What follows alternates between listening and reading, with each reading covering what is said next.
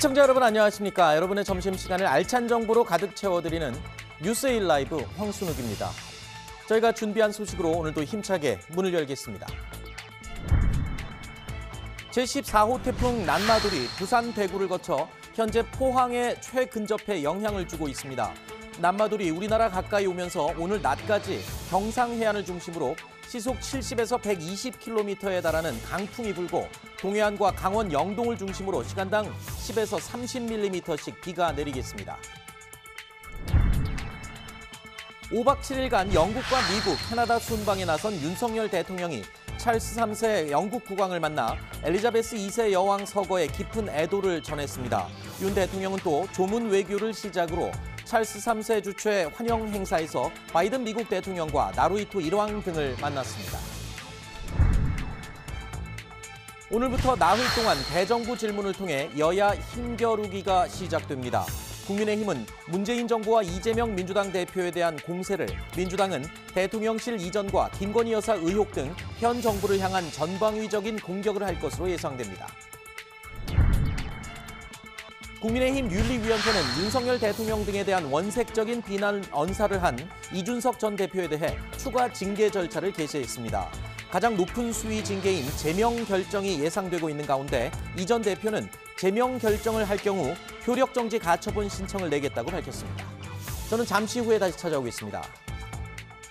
조금 전에 제가 태풍 진로 이야기를 하면서 일본 쪽으로 지금 치우쳐져 있다 말씀을 드렸는데 일본 쪽에서는요 지금 태풍 피해가 속출하고 있습니다. 어젯밤에 일본 규슈 남단에 상륙한 이 난마돌, 규슈 북부 후쿠오카현에서 동쪽으로 방향을 틀었습니다. 그러면서 일본 열도 그대로 따라서 계속 움직이고 있는 상황입니다.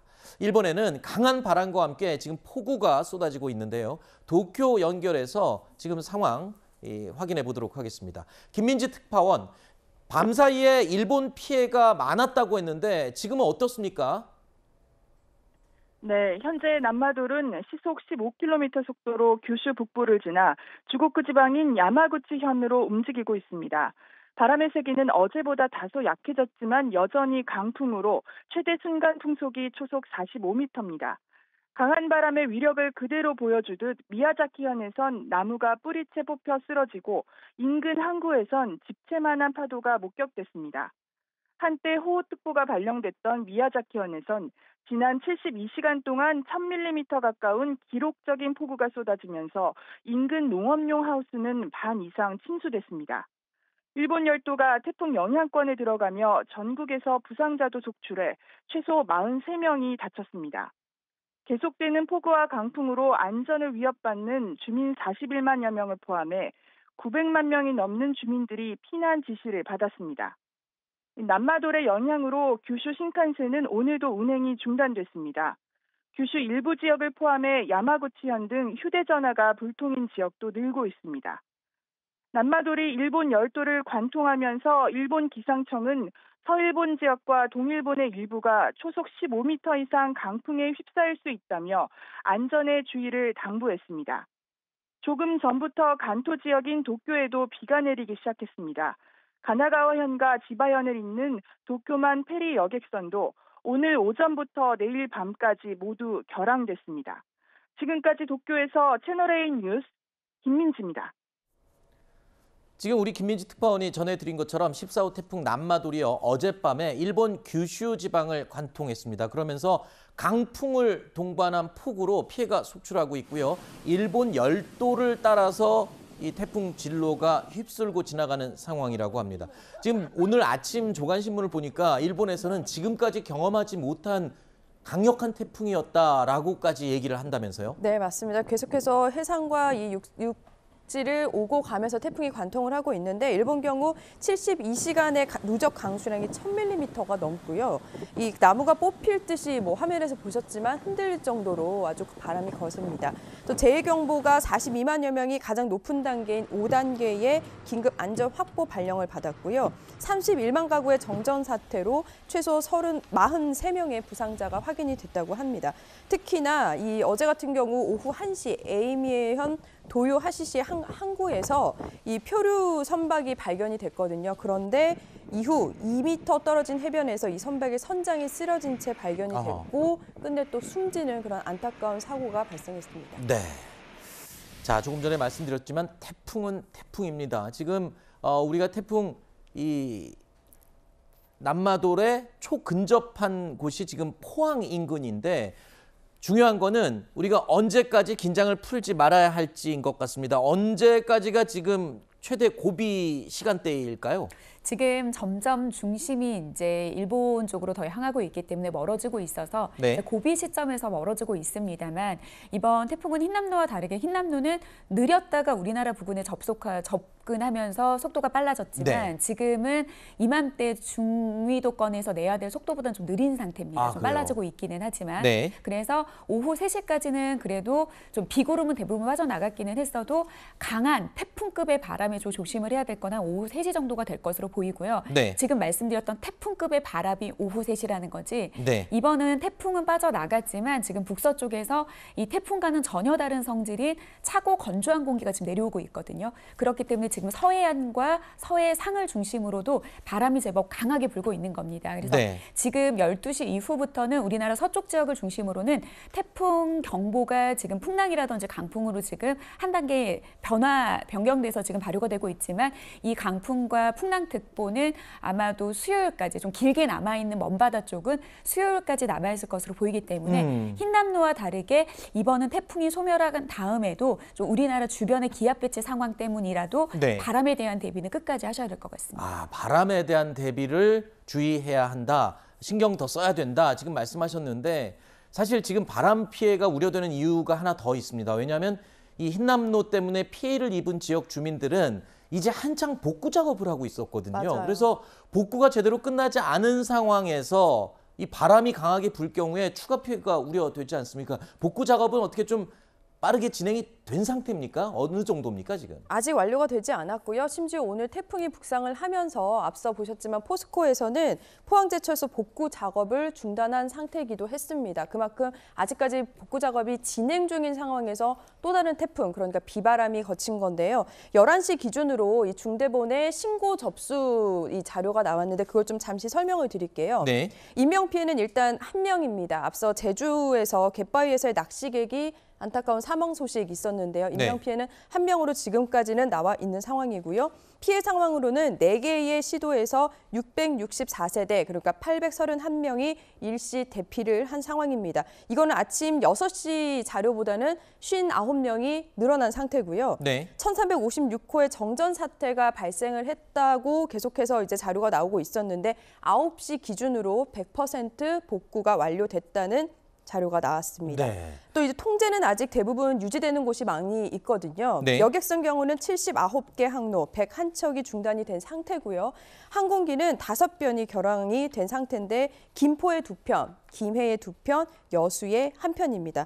그 밖에도 소방본부에서도 계속해서 신고 접수가 들어오고 있는데 아침에 이 골프장의 철탑이 무너지는 사고 등 23건의 신고가 접수된 상황이었습니다. 네. 자, 지금까지 이 사망 1명, 부상자 1명의 지금 인명피해가 접수가 된 상태인데요. 끝까지 긴장의 끈을 놓아서는 안 될 것 같습니다. 아직까지 우리 이 태풍의 영향권에서 완전히 벗어난 건 아니고요. 이 태풍이 멀어지더라도 이 강한 바람 피해가 우려되기 때문에 이 신경을 써야 한다라는 지금 전문가들의 지적이 있습니다. 이 부분 명심하셔야 될 것 같고요. 자, 태풍 이야기를 계속 이어가겠습니다. 여름 태풍, 가을 태풍 뭐 이렇게 얘기도 하는데 지금 이 14호 태풍 이후에 가을에 또 태풍이 혹시 오는지 그것도 궁금하네요. 여지가 남아있죠. 그래요? 보통 일반적으로 그러니까 태풍은 사실 너무나도 강한 에너지를 가지고 있고 비와 바람으로 인명과 재산적인 피해를 낳기 때문에 네. 안 왔으면 좋겠죠. 사실 13호 태풍처럼 바다에서 발생해서 바다에서 소멸하는 태풍은 좋지만 네. 사실 태풍은 우리나라뿐만 아니라 전 세계적으로도 있어야 됩니다. 적게 발생해도 사실 그게 문제거든요. 그래요? 그래서 한 해에 네. 이 북서태평양 쪽에는 태풍이 25개 정도는 발생을 해야 됩니다. 네. 그런데 지금 14호 태풍이라고 하는 거는 정도는 11개 정도는 발생해 줘야지 평년치에 맞는 태풍이 발생을 하는 건데 물론 12월도 태풍은 발생을 합니다만 우리나라에 영향을 주는 거는 6월과 간헐적이지만 10월. 그런데 지금 9월과 10월 태풍은 지금 이 바닷물의 온도가 지금 높아지고 있기 때문에 네. 가장 발달하기 좋은 상태이고 네. 지금 2, 3년째 라니냐, 그러니까 북서태평양 부근의 수온이 지금 높은 상태가 유지되고 있는 해가 지금 2, 3년 정도 이어지고 있거든요. 네. 그래서 평년보다 이 지역의 해수면 온도가 높다 보니까 원래 북쪽으로 북상하면서 태풍은 서서히 좀 세력이 자연스럽게 약해져야 되는데 우리나라 부근까지, 일본 부근까지 세게 발달했는데 10월까지 발달할 여부 굉장히 높습니다. 아까 대표님이 말씀하실 때 태풍이 25개 정도는 발생해 줘야 한다라는 말씀하셨는데 혹시 잘못 오해하실 것 같아서 태풍이 지구 전체의 대기를 위해서는 어떤 역할을 하기 때문에 지금 발생해 줘야 된다고 말씀을 하신 건지 설명을 좀 짧게 해주실까요? 이게 지구가 구형이기 때문에 네. 태양에서 열을 받을 때 우리가 정오가 가장 뜨겁고 해가 뜰 때와 질 때가 열이 적게 이제 배분이 다른 것처럼 지구도 마찬가지거든요. 적도 부근에 열들이 집중되어 있기 때문에 이 저위도 쪽에 과잉된 열을 아하. 부족한 극지역으로 나르는 그 역할을 해주는 게 사실 태풍 태풍이군요. 그리고 지역마다 다르게 사이클론, 네네. 허리케인 이런 형태로 해주기 때문에 사실 우리가 위협적이기 때문에 더위 심하지 않았으면 좋겠다, 눈 안 왔으면 좋겠다라고 하더라도 이게 다 있어야 되는 날씨인 거거든요. 그렇군요. 근데 좀 이 아이들의 모습이 보통의 태풍이 아니라 너무나도 위협적인 모습으로 다가온다라고 하는 것이 네. 문제가 되는 겁니다. 어떻게 보면 지구 전체의 기후를 봐서는 태풍이라는 것이 우리 일상생활에서 보면 집에 환기시켜주는 역할을 하는 그런 이 역할도 있군요. 하지만 이게 이 육지 쪽으로 왔을 때 많은 인명 피해를 내기 때문에 우리가 대비를 할 수밖에 없습니다. 자연재해는 우리가 막거나 이렇게 할 수는 없지만 그만큼 우리가 대비를 하는 수밖에 없지 않습니까? 그런데 하나 궁금한 게 있습니다. 아까 이제 몇 개 안 남았다. 태풍이 가을 태풍 그리고 바다에서 소멸돼 버리면 참 다행이겠습니다만 가을이 지금 완연히 접어들었던 시기인데 우리가 가을 날씨를 좀 만끽하려면 언제쯤이면 좀 가능할지도 궁금하네요. 네, 어제 오늘 아마 한여름처럼 후텁지근하다 이런 말씀 서울에 계신 분들 그렇죠. 많이 하셨을 거예요. 갑자기 여름이 찾아왔더라고요. 네, 어제. 저도 굉장히 무덥다는 생각이 네. 들었는데 일단은 이 태풍의 이 전면에서 나오는 수증기 때문에 고온 현상이 계속 이어지고 있는 거고요. 앞서 맹 대표님께서도 말씀을 드렸지만 이 지구 온난화로 홍수 또 고온 현상이 계속해서 이어지고 심화되고 있습니다. 기상청 전망에 따르면 다음 주쯤 늦은 고온 현상이 풀릴 것으로 보이고요. 네. 이후에는 낮에는 잠시 더울 수는 있겠지만 아침 저녁으로 선선함이 조금 더 심해지면서 일교차가 심해지는 그런 완연한 가을 날씨 다음 주쯤이면 만끽할 수 있으실 것 같습니다. 자, 일단 첫 번째 태풍이 완전히 지나가기 전까지는 강풍 피해 유의하셔야 된다는 점 명심하시고요. 그리고 우리 조현성 기자 말에 의하면 이번 주 말쯤은 돼야 원래 예년의 가을 날씨를 만끽할 수 있다고 하니까요. 그 전까지는 태풍 바람 피해 꼭 대비하시기 바랍니다. 자, 지금까지 태풍 관련해서 두 분 모시고 이야기 나눠봤습니다. 오늘 두 분 나와주셔서 고맙습니다. 자, 계속해서 저희가 준비한 소식 살펴보도록 하겠습니다. 먼저 리포트 하나 전해드리겠습니다. 윤석열 대통령이 영국 런던에서의 1박 2일 조문 외교를 시작했습니다. 어제 저녁에는 엘리자베스 2세 여왕 장례식에 직접 오늘 저녁이죠. 오늘 저녁에는 장례식에 직접 참석합니다. 영국 런던 현지에서 송찬욱 기자가 보도합니다. 윤석열 대통령은 3개국 순방 첫 방문지인 영국 런던에 도착해 일정을 시작했습니다. 윤 대통령은 공항에서 곧바로 버킹엄궁으로 이동해 찰스 3세 공항 주최 리셉션에 참석했습니다.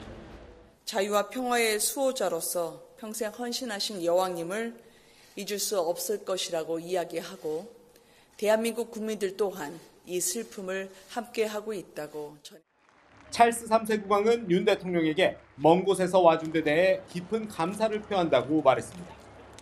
1992년 한국을 방문한 적이 있는 찰스 3세 국왕은 방한 기회가 있기를 바란다고 했고 윤 대통령은 언제든지 환영한다고 화답했습니다. 윤 대통령은 또 리셉션에 참석한 리즈 트러스 영국 총리를 비롯해 조 바이든 미국 대통령 등 주요국 정상들과 환담했고 나루히토 1왕과도 인사를 나눴습니다. 앞서 14시간이 넘는 비행시간 동안 윤 대통령은 동행한 참모진들과 14호 태풍 남마돌의 상황을 점검하고 철저한 대비를 당부했습니다. 윤 대통령은 한국 시간으로 오늘 밤 7시 이곳 영국의 웨스트민스터 사원에서 열리는 엘리자베스 2세 여왕 장례식에 참석합니다. 곧이어 유엔 총회 참석을 위해 미국 뉴욕으로 향할 예정입니다. 런던에서 채널A 뉴스 송찬욱입니다. 자, 계속해서 정치권 소식 짚어보도록 하겠습니다. 오늘 저희가 준비한 첫 번째 Q&A 내용입니다. 확인해 보시죠.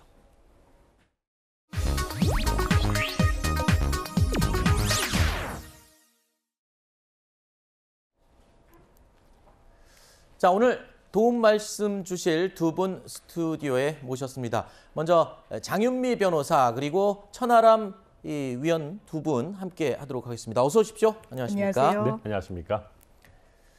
자, 앞서 저희가 리포트로 전해드렸습니다만 윤석열 대통령이요, 영국 엘리자베스 여왕 조문을 시작으로 본격적인 해외 순방을 시작했습니다. 이런 가운데 오늘 오전 윤 대통령의 국정 수행 지지율과 관련된 여론조사가 추가로 공개됐습니다. 결과는 이렇습니다. 긍정평가가 34.4%로 다소 올랐고 또 부정평가는 63.2%로 조금 준 것으로 나타났습니다. 자, 직전 조사와 비교해서는 긍정평가는 1.8%포인트 상승했고요. 부정평가는 1.4%포인트 하락했습니다. 자, 긍정평가가 여전히 30%대에 머물고 있습니다. 하지만 눈에 띄는 부분은 조금씩이지만 긍정평가가 오르고 있다는 부분인데 바로 대구 경북 지역에서 긍정평가가 무려 6.2%포인트 상승한 부분이라고 할 수 있을 것 같습니다. 추석을 기점으로 지지층들이 결집한 것이냐 이런 평가를 또 하는 분들이 계시더군요.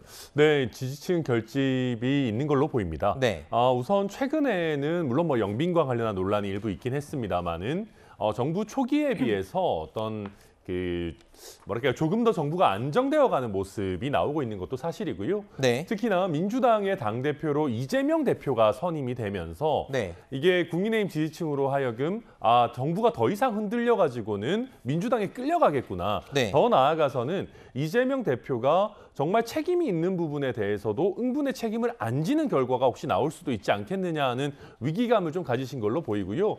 부수적으로는 지금 이준석 대표 역시도 대통령과 굉장히 각을 많이 세우고 있지 않습니까? 네. 그런 부분들이 TK에서 봤을 때는 우리가 조금 더 대통령을 든든하게 뒷받침해줘야 되겠다라고 느끼는 하나의 또 요인이 됐을 걸로 보입니다. 네.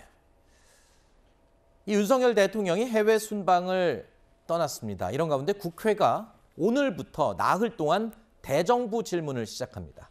자, 이 자리에서 여야는 오늘부터 공방을 벌일 것으로 예상이 되는데요. 대정부 질문 첫날인 오늘은 자, 한덕수 국무총리, 이상민 행안부 장관, 한동훈 법무부 장관 등이 출석합니다. 자, 더불어민주당은 오늘부터 시작되는 대정부 질문에서 김건희 여사의 의혹에 대해 집중 공격할 것으로 예상됩니다. 대통령실과 여당이야말로 거짓을 진실로 믿는 리플리 증후군에라도 걸린 것 아닙니까? 여사 의혹을 그대로 둔 채 제대로 된 국정 운영은 불가능합니다. 김건희 여사 특검법을 국민의힘은 즉각 수용하는 것이 국정 정상화를 위한 집권 여당으로서의 책무임을 명심하고 특검법 상정에 적극 나서 줄 것을 거듭 촉구합니다. 자, 더불어민주당 김건희 특검법을 당론으로 발의한 상태입니다. 자, 그래서 그만큼 이 대정부 질문에서 김 여사와 관련된 의혹에 대해서 여당을 집중 공략한다. 네. 이게 예상이 됩니다. 예상이 됩니다. 네. 사실 오늘부터 대정부 질문이 시작이고 나흘 동안 내리 열리게 되는데요. 오늘도 한동훈 법무부 장관이 출석을 하는 만큼 김건희 여사를 둘러싼 여러 가지 의혹에 대한 총공세 아마 예상이 됩니다. 특히 도이치모터스 사건과 관련해서도 법무부 장관으로서 수사 지휘권은 애초에 행사하지 않겠다라고 공언을 해온 만큼 수사와 관련해서 뭔가 전향적인 태도를 요구하기는 좀 어려워 보이고, 다만 신임 이원석 검찰총장 같은 경우에는 수사에서 전임 전임 검찰총장이 배제됐기 때문에 저 역시 이 수사에 관여할 수 없다라고 이야기를 하고 있어서 이 부분과 관련해서 매듭을 어떻게 풀어나갈지도 사실 정부를 향해 아마 질문을 던지지 않을까 생각되는 부분이 있고, 지금 최근에 대통령의 지지율이 조금 반등의 움직임을 보이고 있지만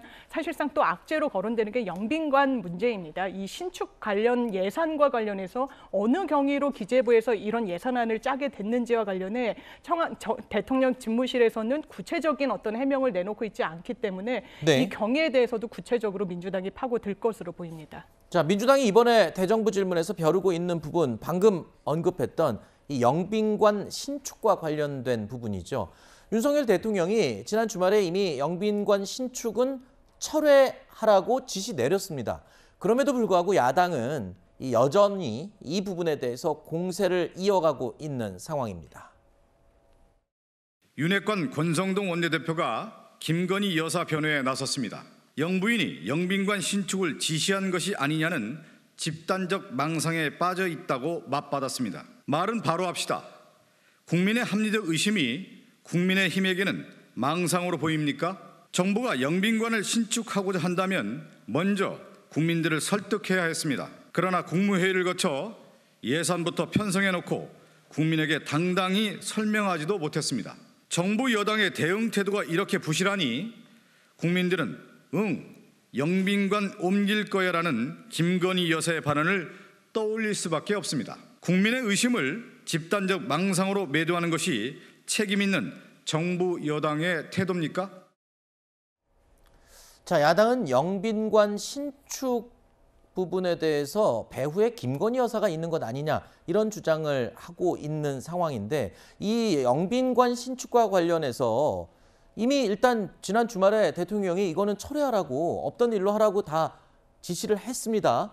그리고 이 문제가 불거졌을 때 야당에서는 처음에 예산 갖고 문제를 삼았는데 이게 철회돼 버리니까 이제 예산 문제는 더 이상 따질 수 없게 됐고, 그다음에 이제 김건희 여사가 과거에 녹취록 공개됐을 때 영빈관 이전과 관련된 언급을 한 적이 있었거든요. 이 부분 가지고 계속 또 추가적인 문제를 삼고 있는 것이거든요. 그러니까 민주당 입장에서는 이제 자꾸 뭐만 하면 김건희 여사를 들먹이는 그런 전략으로 나오는 것 같습니다. 물론 김건희 여사의 과거 그런 발언이 있긴 했습니다만은 지금 여러 언론에서 취재한 바에 따르면 이번 영빈관 신축 그 얘기가 나온 것은 사실 지난 7월 말에 인도네시아 대통령, 조코위 대통령이죠. 저희 대통령과 이제 정상회담이 있지 않았습니까?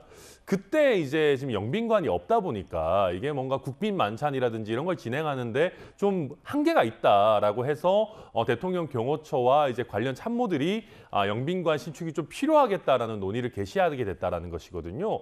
그런데 민주당 입장에서는 이런 어떤 제대로 된 상황 파악이나 이런 것 없이 김건희 여사가 과거에 어떤 녹취록에서 했던 말 한마디 끌고 와가지고 굉장히 이것을 정쟁화하려고 하고 있습니다. 그래서 이게 매번 민주당은 툭하면은 본인들이 제1당이고 민생을 챙기겠다라고 말로만 그러시지 말고 과도한 영부인에 대한 정쟁화 그리고 악마화 이런 것은 좀 중단해 주시는 것이 제대로 된 책임 있는 일당의 태도다 이렇게 말씀드리겠습니다.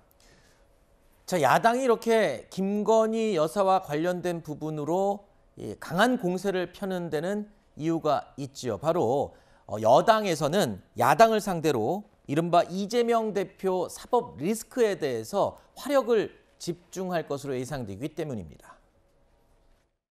이재명 대표의 방탄이 지나칩니다. 한 조직, 한 정당이 갖고 있는 에너지 총량이 불변한다고 봤을 때 지금 현재 민주당은 이재명 대표를 위해 너무 많은 에너지를 소모하고 있습니다. 법무부 장관 탄핵, 검수완박, 나아가 감사완박을 거론한 것은 민생과 협치를 통해 고민해야 될 야당의 도리가 아닙니다. 민생은 언제 챙깁니까? 결국 증거가 이야기해 줄 것이고요. 법원의 판결이 이야기해 줄 것입니다. 야당에서 아무리 이재명 대표에 대해서 방탄 국회를 열고 방탄 질의를 한다고 한들 결정적인 증거 나오면 어떡할 겁니까? 네. 그때 가서 굉장히 머쓱해질 겁니다. 그래서 저는 민주당이 과거 조국 수호 사태에서 조금이라도 교훈을 얻었다면은 네. 과도한 제명 수호는 하지 않는 게 저는 필요하다고 생각하고요. 네. 반대로 저희 여당도 너무 이런 그 이재명 대표의 사법 리스크를 과하게 정쟁화시켜서 국민들을 피로하게 만들기보다는 조금 저는 객관적으로 뭐랄까요? 이걸 너무 우리가 야당의 대표를 탄압한다라는 모양새를 주지 않도록 어느 네. 정도는 절제할 필요도 있다. 저는 뭐 그렇게 생각하고 있습니다. 자, 당대표 취임 이후에 자신의 사법 리스크와 관련해서 거리를 좀 두면서 말을 아껴온 게 바로 이재명 대표의 입장이었습니다. 그러면서 민생 중심의 행보를 최근까지 굉장히 강조를 해왔었죠. 자, 그런데 정작 오늘 대정부 질문이 시작되면 민주당과 국민의힘은 민생 얘기는 별로 안 하고 지금 방금 우리가 언급했던 사법 리스크와 김건희 여사 특검법 이쪽에 지금 집중을 하고 있는 게 좀 아쉬워요. 국민의 그렇습니다. 입장에서 보면. 사실 그런 부분을 정치권도 새겨 듣고 있는 것 같긴 합니다. 지금 이 국민의힘의 비대위원께서 민주당이 너무 이 많은 에너지를 이재명 방탄에 쏟아붓고 있는 거 아니냐라고 했는데 또 민주당 입장에서는 수사기관이 너무 특정 정치인을 겨냥한 수사를 전방위적으로 저인망식으로 펼치는 거 아니냐 이런 의혹의 시선을 거두고 있지 못한 건 매한 가지인 것 같습니다. 네. 그렇다면 이 민주당으로서는 아마 전략을 그렇게 가져가는 것 같습니다. 이재명 대표가 내 문제, 내 사법적인 기소 수사 여부와 관련해서는 내가 매듭질 테니 당 자체는 아마 민생에 좀 집중하는 것이 맞다라는 입장을 공언하고 있고요. 실제로 민주당이 이번 국정감사 기간 동안에 22대 국정과제를 선정을 해서 속도를 낼 것임을 밝히고 있고 실제로 이 농지 관련 법안과 관련해서 쌀값 정상화법이라는 게 있습니다. 예전부터 이재명 대표가 대선 후보일 때부터 시장에 적극적으로 정부가 관여해야 된다라고 해서 이 관련 상임위인 농해수위에서 법안 소위를 민주당의 단독 처리로 강행되기도 했습니다. 물론 국민의힘의 반발이 있기는 하지만 이런 부분이 다수 자석을 점유한 과거 집권 여당으로서 그리고 다시 야당이 된 민주당으로서는 이런 민생의 속도를 내겠다는 부분을 분명히 하고 있고 방탄에 대한 우려도 좀 걷어들이려고 노력을 하고 있는 것 같습니다. 민생의 속도를 내고 있는 건 맞습니까? 오늘 지금 대정부 질문 이렇게 하는 걸 보면 민생 얘기는 지금 찾아볼 수가 없는데 말이에요. 아마 관련해서 법안 그리고 관련 심사 소위에서는 속도를 내고자 하는 움직임이 있는 것으로 알고 있습니다. 이건 뭐 비단 야당을 향해서만 하는 얘기가 아니라 여당을 향해서도 마찬가지입니다. 지금 국민들은 이런 부분들을 지금 계속 지켜보고 있습니다. 오늘 물론 대정부 질문 첫날이기 때문에 글쎄요. 이 여론이 어떻게 흐를지가 전 굉장히 궁금한데 지난 8일이었죠. 일단 검찰은 이재명 대표를 공직선거법상 허위사실 유포 혐의로 기소를 했습니다. 검찰은 지난해 12월이었습니다. 이 대표가 대선 후보이던 시절 고 김문기 처장을 시장 시절 몰랐다고 말한 부분 여기에 대해서 허위라고 일단 판단을 내린 상황이죠. 그리고 이 사람을 내가 모른다 안다 이 문제는 제가 분명히 얘기했어요. 이분하고 내가 통화를 많이 했다. 근데 시장할 때는 이 사람의 존재를 몰랐다. 하위직 실무자인데 같이 갔으면 그 사람이 얼굴이야 제가 봤겠지만 그 사람이 이 사람인지를 여러분은 어떻게 압니까? 시장 당시에는 그 사람을 기억하지 못했다고 얘기한 건데 그걸 왜 의심을 하죠? 제가 그걸 숨길 이유가 뭐가 있습니까?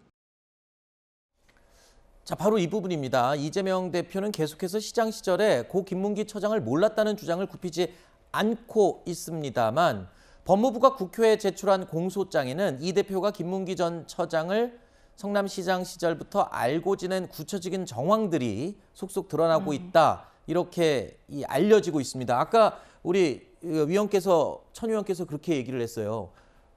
이제 하나씩 둘씩 증거가 나와버리면 이재명 대표 입장에서는 뻘쭘해질 수 있다. 지금 아까 그렇게까지 말씀하셨거든요. 이제 앞으로 나오는 결과들에 대해서 이재명 대표가 어떻게 대응을 할지도 궁금하네요. 아마 제일 처음으로 기소된 건이 이 허위사실 공표기 때문에 공소장도 언론사에서 입수를 해서 지금 보도 내용이 나오고 있는데요. 몰랐다라고 하기 위한 그 주장에 반대되는 어떤 증거들을 검찰이 한 10개 정도 설치를 해놨다라고 합니다. 구체적으로 살펴보면 한 2009년경부터 김문기 씨와 세미나 토론회에 참석한 부분, 그렇다면 모른다고 이야기한 얘기하는 것이 과연 맞겠느냐. 그리고 뭐 다들 알려져 있는 이 사실입니다만 2015년도에 9박 11일 호주 출장을 가기도 했었죠. 그렇기 때문에 이 시장 시절에 과연 몰랐다는 말이 맞냐. 그리고 시장 시절에 6차례 정도는 김문기 씨로부터 직접 보고를 받았다라고 검찰은 지금 공소장에도 적시해놨고 관련 수사 증거를 확보하고 있는 것 같습니다. 다만 이런 부분과 관련해서 이재명 대표 측에서는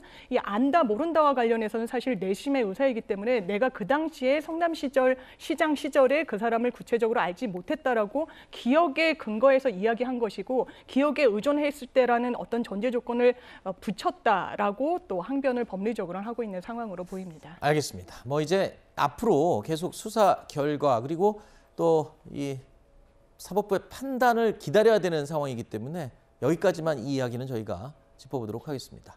자, 대통령 퇴임 후에 잊혀진 사람으로 살고 싶다라고 말을 남겼던 문재인 전 대통령. 퇴임 후 처음으로 대북 관련 메시지를 냈습니다. 9.19 군사합의 4주년 기념 토론회를 하루 앞둔 어제 문 전 대통령의 서면 축사가 공개됐는데요. 바로 여기에 문 전 대통령은 판문점 선언 등 이 선언 등은 어려운 여건 속에서도 대화와 협상을 통해서 만든 역사적인 합의들이었다 이렇게 언급했습니다. 그러면서 정부가 바뀌더라도 존중하고 이행해야 할 약속들이라고 메시지를 남겼습니다. 자, 남북관계 개선에 소극적인 윤석열 정부를 우회적으로 비판하는 것이다라는 해석이 나오고 있고요. 또 남북 양측의 과거 합의 이행을 촉구하는 의미가 담겼다 이렇게 보는 이 해석이 있습니다.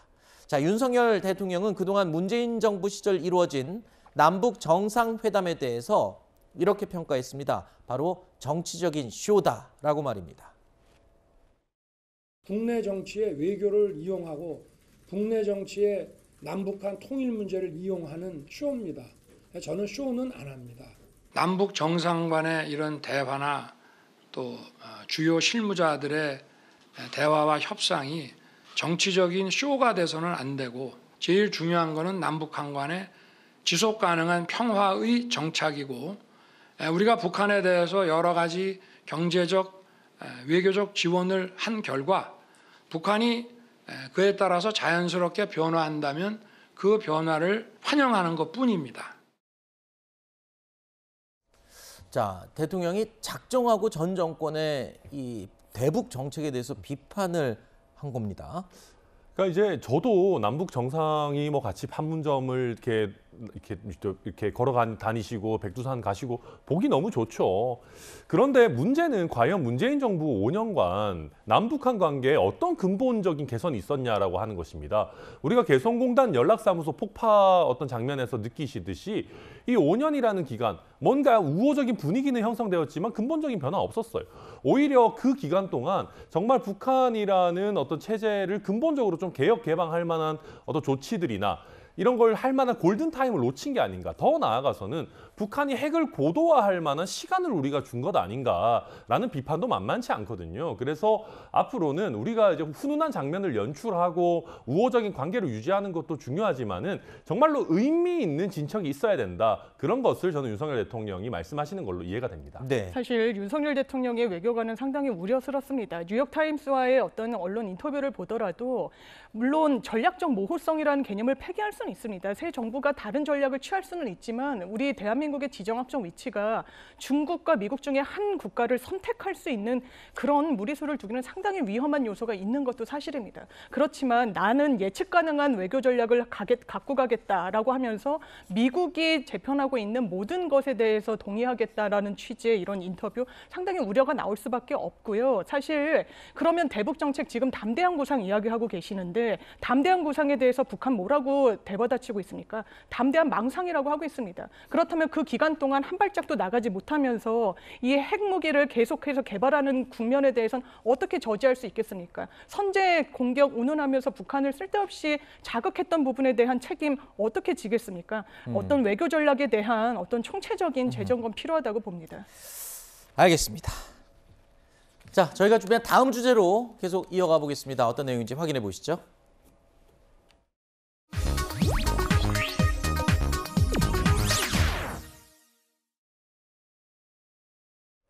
자, 어제 국민의힘 윤리위가 긴급 회의를 열었습니다. 그리고 이준석 전 대표에 대한 추가 징계 절차를 개시하기로 결정했습니다. 자, 이준석 전 대표가 쏟아냈던 발언들을 이른바 해당 행위로 본 건데요. 이항희 윤리위원장 발언 먼저 들어보시죠. 이준석 당원 징계 절차 개시 사유는 당원, 당 소속 의원, 그리고 당 기구에 대한 객관적 근거 없이 모욕적, 비난적 표현 사용 및 법 위반 혐의 의혹 등으로 당의 통합을 저해하고 당의 위신을 훼손하는 등 당에 유해한 행위. 어떤 표현이 문제가 됐던 건가요? 그건 언론에도 많이들 쓰셨죠. 제국이 신분고 그 단어가 맞나요? 꼭 그렇게 규정해서 말을 안 하겠습니다. 자, 당 윤리위가 이준석 전 대표에 대한 추가 징계 절차에 착수하기로 한 겁니다. 이미 예견된 일이라고 이야기를 하는 분들이 많고요. 우리도 뉴스를 하면서 그런 얘기를 여러 번 언급했습니다. 그리고 이준석 전 대표는 이미 당원권 정지 6개월 상태 중징계를 받은 상황이죠. 자, 여기에서 더 중대한 징계라고 한다면, 중한 징계라고 한다면 제명밖에 없지 않냐. 그래서 앞으로 남은 건 이준석 전 대표가 복귀할 수 없도록 제명 수순으로 갈 것으로 예상이 된다라는 이야기 우리 패널들과 함께 여러 번 반복해서 했습니다.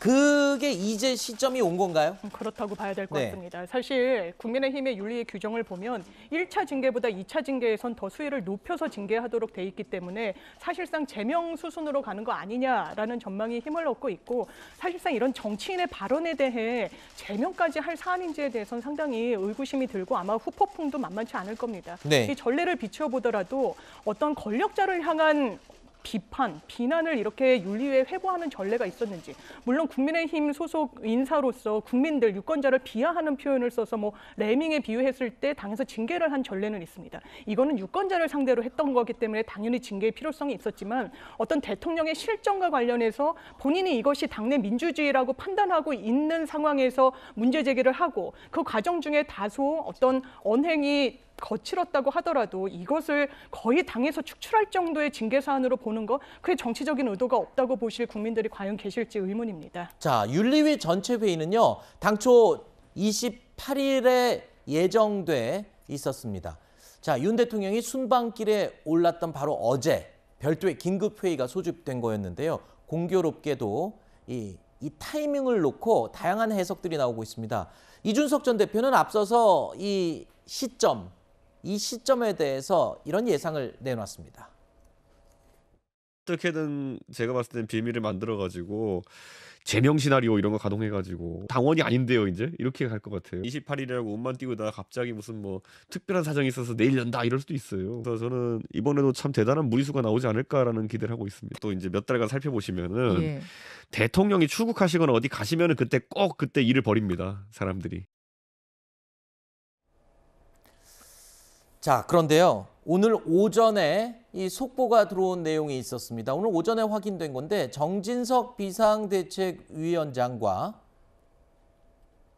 유상범 위원이 나눈 문자 메시지가 언론을 통해서 공개됐습니다. 바로 이 내용인데요. 몇 마디 주고받는 도중에 중징계를 언급하고요. 그리고 이 중징계 언급과 함께 제명이라는 단어가 언급된 문자 메시지가 언론을 통해 공개됐습니다. 자, 이 말은 우리가 앞서 이야기를 했던 시나리오 그리고 예상을 그대로 따라가는 것 같습니다. 그러니까 저도 사실 어제 윤리위가 긴급하게 개최되는 걸 보면서 이걸 긴급하게 개최할 만한 일인가라는 생각을 하긴 했고, 그리고 왜 긴급 윤리위까지 개최를 해놓고 당일에 제명 결정을 안 하고 미뤘을까라고 하는 여러 가지 의문점들이 생겼었습니다. 왜냐하면 이게 이제 대통령 순방 중이다라고 하는 이준석 대표의 어떤 예언도 있었지만은 그와 별개로 이준석 대표를 제명해가지고 지금 이준석 대표가 제기해 놓은 비대위에 대한 여러 가처분들에서 이준석 대표의 당사자 자격을 없애려는 것 아니냐. 아니 그렇다면은 빨리 제명을 해야 이걸 가처분 사건에서 써먹을 수 있을 텐데 왜 어제 제명을 당일 안 했지? 네. 라고 하는 의문을 저도 가졌었는데 네. 지금 이제 공개된 그 문자 메시지를 보면 윤리위원을 맡고 있는 유상범 의원이 어제 당일에 바로 결정을 하기보다는 경찰 조사 결과 뭔가 기소 여부가 드러난다면은 그것까지 합쳐가지고 제명을 하겠다. 네. 이런 의도가 있었다는 게 지금 공개된 저는 그런 상황으로 이해가 됩니다. 일단 제명은 기정사실인 거고 그 시점을 지금 경찰 수사 결과 이 성상납 의혹이 확인이 되면 거기에 시점을 맞춰서 제명을 하겠다 뭐 이런 해석인가요? 그럼? 그렇죠. 왜냐하면 이제 방금 장윤희 변호사님 말씀해 주셨듯이 정치인의 발언만을 이유로 특히 제명 같은 중징계를 한다라고 하면 이 유효성이 법원에서 인정되지 않을 위험이 굉장히 큽니다. 네. 그러다 보니까 이 발언뿐만 아니라 경찰 조사 결과가 나온다면 그것까지 합쳐가지고 어떤 제명을 위한 근거를 만들겠다. 지금 네. 그런 식의 태도로 지금 유상범 의원의 문자가 해석이 됩니다. 자, 일단 윤리위가 어제 긴급 회의를 소집한 것 이 시점 가지고 지금 말이 많았는데 자, 이 부분은 전격적인 결정이었다라는 이야기도 들리고 있습니다. 들어보시죠. 그러니까 어제 열리는 윤리위 그거 아셨어요? 미리? 저도 언론을 통해서 들었습니다. 공교롭다라는 단어가 여기에 어울리는 것이 아닌가 하는 생각이 들고요. 좀 다른 점 있다면 이제 17일에 이제 경찰 출석하고 네. 그 후에 공교롭게도 또 윤리위를 열려고 결정을 한 건 아닌가 하는 오해까지 불러일으키게 돼서 이 부분은 뭐 어떻게 판단해야 될지 좀 더 지켜봐야 될 것 같습니다. 윤리위가 개최된다는 보도가 나온 다음에 제가 깜짝 놀라서 전혀 몰랐으니까 이게 어떻게 된 거냐 그랬더니 정진석 비대위원장이 잘 모르시더라고요. 이준석 대표는 윤리위가 경찰과 사전 교감을 다 해서 무슨 스텝 바이 스텝으로 가는 것처럼 그런 뉘앙스를 풍기시는데 저는 그게 가능한 일일까 싶어요. 자, 윤리위의 이런 공교로운 타이밍을 놓고 논란이 확산되자 정진석 비대위원장 이렇게 얘기했습니다. 누구도 윤리위 활동에 개입할 수 없다면서 일축을 했습니다. 제가 누누이 말씀드리지만 당 윤리위의 일에 대해서는 그 어느 누구도 관여하거나 개입하거나 그 어떤 외부의 영향을 줄 수가 없는 사항입니다. 자꾸 이런저런 추측을 하시는 분들은 이양희 윤리위원장이 어떤 분인지 잘 모르고 하시는 말씀입니다. 아마 그분한테 누가 영향을 조금이라도 손톱만큼이라도 끼치려고 하면 당장 그분은 기자회견 여실 뿐입니다. 자, 이런 분위기 속에서 이준석 전 대표 측은요. 윤리위가 추가 징계를 한다면 또 가처분 신청을 내겠다. 모든 법적인 수단을 동원하겠다라는 입장을 밝혔습니다. 이런 식으로 간다면 양측의 법적인 공방은 끝날 기미가 없습니다. 끝나지 않을 겁니다. 네. 계속될 수밖에 없을 것이고 지금 국민의힘에서는 이런 주장도 하고 있는 것 같습니다. 관련 가처분 사건에서 아니 당원권이 정지된 사람이 당원이 아닌데 어떻게 당원 당규의 개정에 대해서 문제를 삼느냐.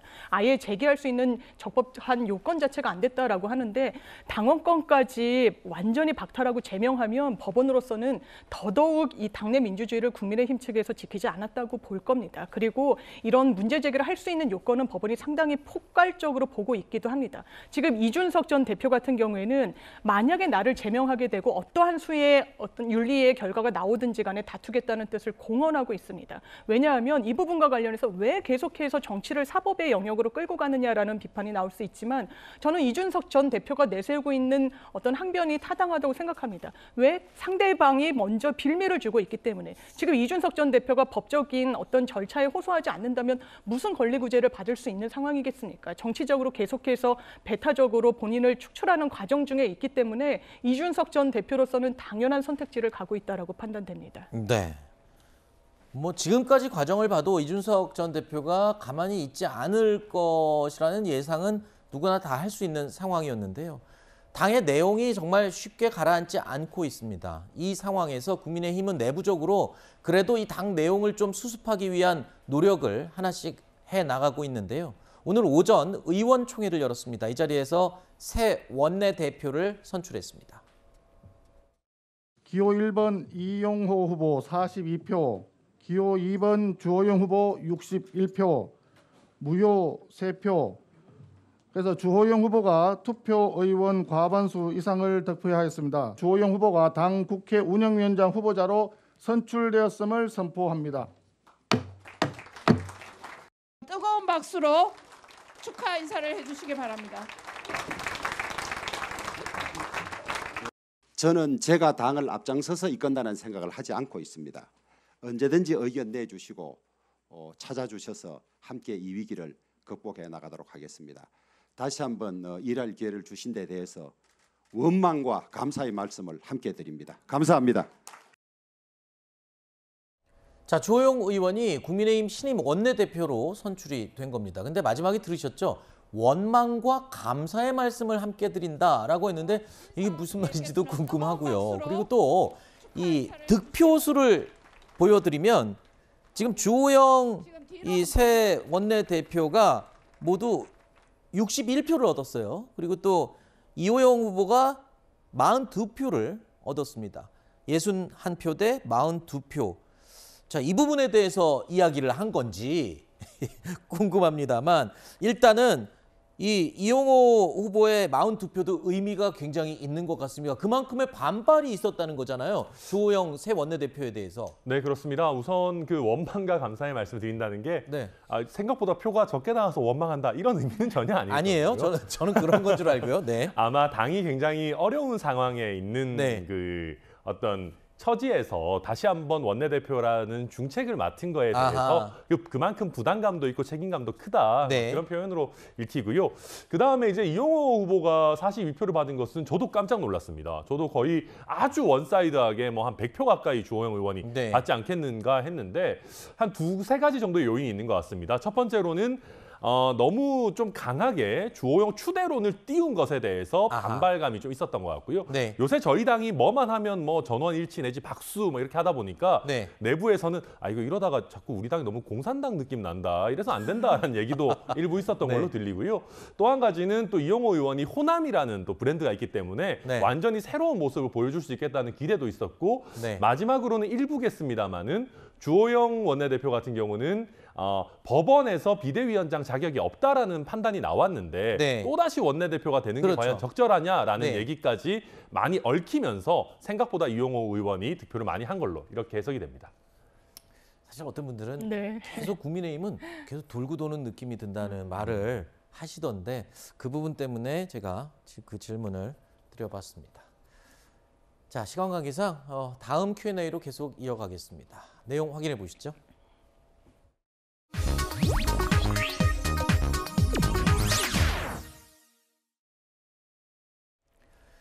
경찰이 신당역 살인 사건의 피의자 전 모 씨의 혐의를 보복 살인으로 변경했습니다. 자, 이런 가운데 전 모 씨는 평소 우울 증세가 있었다는 부분을 지금 경찰 측에 호소하고 있다라는 얘기가 들리고 있습니다. 자, 바로 이 부분 때문에 지금 다시 저희가 이 사건을 다루려고 합니다. 자, 갑자기 우울증을 호소한다. 네. 이게 법적인 어떤 의도가 있는 거라면서요? 의도가 있어 보이죠. 네. 왜냐하면 심신미약 감경 조항이 있습니다. 과거에는 필요적 감경이라고 해서 심신미약으로 인정이 되면 반드시 법원은 이 형을 감해줬어야 됩니다. 문제 네. 제기가 많았기 때문에 이게 의무적 조항에서 그냥 임의적 규정으로 바뀌기는 했지만 지금도 많은 피고인들이 이런 유사 주장을 하고 있습니다. 아하. 지금 이 가해자 전모 씨 같은 경우에는 범행 당일 오후 3시에 정신과 진료를 또 추가로 받기도 했다라는 겁니다. 뭔가 본인이 심신미약 상태고 정서적으로 불안하다는 점을 미리 객관적인 증거로 남기려고 했던 의도가 아니겠느냐라고 네. 보여지는 부분이고요. 수사기관에서도 내가 범행 이후에 극단적인 선택을 하려고 했다라면서 본인의 어떤 심신미약의 여러 정황들을 강조하고 있는 것으로 보입니다. 자, 이렇게 심신미약을 강조하고 우울증 때문에 우발적인 범행을 했다라고 감형을 염두하고 주장하고 있는 것으로 보이는데요. 이 말이 믿음이 안 가는 이유는 바로 이겁니다. 경찰이 지금 조사한 내용들을 살펴보면 아주 용의주도하게 범행을 준비한 흔적들이 한두 가지가 네, 아니라면서요. 한두 가지가 아닙니다. 네. 상당히 치밀해 보이는 정황들이 속속 드러나고 있는 건데요. 일단 범행 11일 전에는 본인이 이 과거에 근무했던 불광역 직원이다라고 소개를 하면서 다른 이 구산역 영무실에 들어가서 내부 전산망에 접속을 합니다. 그러면서 피해 여성의 어떤 근무 일시, 근무 동선 같은 걸 파악했고, 그리고 아마 수사망을 피하기 위한 의도로 보이는데 본인의 휴대전화에 GPS, 그러니까 위성 위치 확인 시스템을 교란하는 앱을 깐 것이 확인이 아하. 되기도 했었습니다. 아마 수사망을 피해 나가긴 의도가 아니겠느냐라고 보이는 부분이고요. 또 하나는 범행에 이르기 거의 직전이 그 당일 본인이 갖고 있는 현금 1,700만 원 전액을 인출하려다 실패합니다. 이 초과 한도가 정해져 있었기 때문인데 네. 이 부분과 관련해서 수사기관이 묻자 부모님께 드리려고 했다라고 하지만 이런 거액의 돈을 갑자기 범행을 앞두고 부모님께 드린다는 말은 믿기가 어렵고 도피자금 아마 같은 거겠죠? 예, 도피를 하는데 카드를 쓸 수 없으니 현금을 아하. 인출하려 했던 걸로 보입니다. 자, 이런 모든 행적들이 그냥 뭐 우발적인 범행을 주장하기에는 너무 의아스러운 철저한 계획 범죄임을 증명하는 증거들이 쏟아져 나오고 있습니다. 그런데 하나 의심스러운 게 있습니다.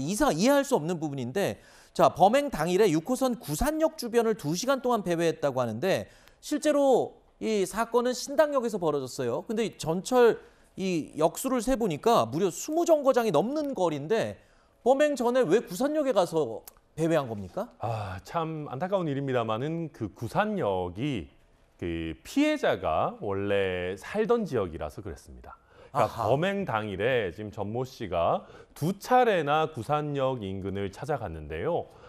그 피해자의 과거 거주지 인근이기 때문에 구산역 일대를 돌아다니면서 아마 피해자를 찾았던 것이 아닌가 이렇게 추측이 되고 아하. 심지어는 피해자와 용모가 다소 비슷한 인물을 따라다니면서 미행하는 모습까지 일부 드러났다라고 아하. 해요. 그러고 나서 이제 또 한 번 갔다가 안 되니까 다시 또 피해자의 일정을 확인하고 난 다음에 또다시 구산역 인근을 가서 배회한 것을 보면 아마도 저쪽에서 어찌됐든 피해자를 찾기 위한 저런 행동들을 벌였던 게 아닌가 이렇게 보입니다. 이 모든 것들이 계획 범죄임을 암시하고 있습니다. 그리고 누가 보더라도 이건 우울증에 의한 우발적인 범죄일까라는 의문을 가질 만한 경찰의 조사 내용들이 추가로 쏟아져 나오고 있습니다. 저희가 이 우발적인 범죄, 우울증 때문에 범행을 저질렀다고 주장하는 이 전모 씨에 대해서 저희가 그래서 이 얘기들을 전달해 드리고 있습니다. 경찰이 조사한 내용들. 자, 그리고 추가로 숨진 피해자에게 불법 촬영물을 유포하겠다면서 협박을 한 혐의도 있죠. 이 전모 씨는요, 과거에 음란물 유포로 처벌을 받은 전력도 드러난 인물입니다. 자, 그리고 이 끔찍한 범죄를 저지른 이 전모 씨 오늘 신상 공개 여부가 결정이 되는 날이 바로 오늘입니다. 그렇습니다. 자, 가능성이 좀 높습니까? 어떻습니까? 높다고 봐야 될 것 같습니다. 네. 일단 신상 공개를 하기 위해선 관련 위원회에서 합의를 거치기는 하지만 법에 그 규정이 돼 있습니다. 특정강력범죄법에 따르면 잔인한 범행 그리고 중대한 피해가 발생한 경우 그리고 충분한 범행 증거가 확보된 경우를 전제하고 있는데 이 건 같은 경우에는 일반 살인죄도 아니고 10년 이상의 법정형을 갖고 있는 보복살인으로 지금 수사기관이 법률을 의율하고 있는 상황입니다. 네. 그리고 본인이 일단 이 어떤 우발적이라는 주장을 하고 있지만 범행 자체는 인정을 하고 있기 때문에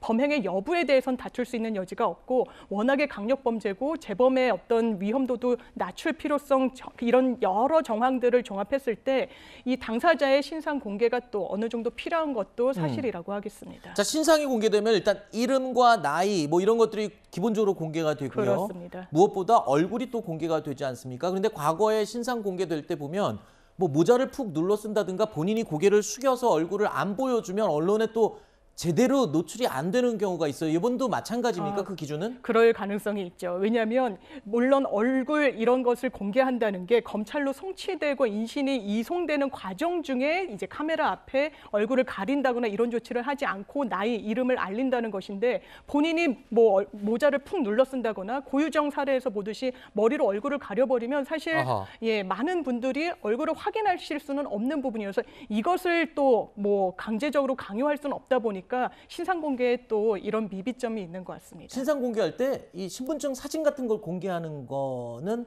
뭐 안 됩니까? 사실 뭐 몽타주를 공개하기도 하니까요. 신상 공개 이전 단계라고 하더라도 사실 그런 방식으로 공개를 할 수 있는 것도 길은 열려 있다라고 봐야 되겠습니다. 알겠습니다. 자, 저희가 준비한 Q&A는 여기서 마무리하고요. 다음 코너로 계속 이어갑니다.